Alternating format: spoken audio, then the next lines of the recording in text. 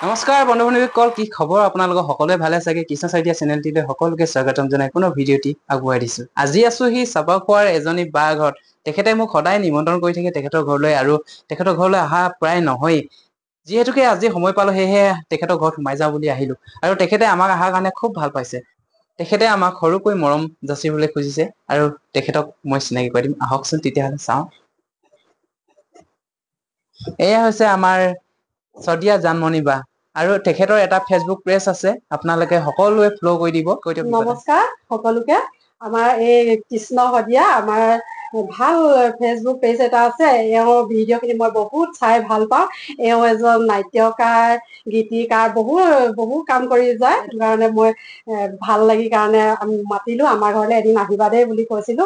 সেয়েহে আজি আহিলে, আহি কেনে বহুখিনি কথা পাতি বহুত ভাল লাগিলে, আৰু পাছলৈও এনেকৈ সহায় সহযোগিতা কৰিবা বুলি মোৰ আশা থাকিলে। নিশ্চয় নিশ্চয়।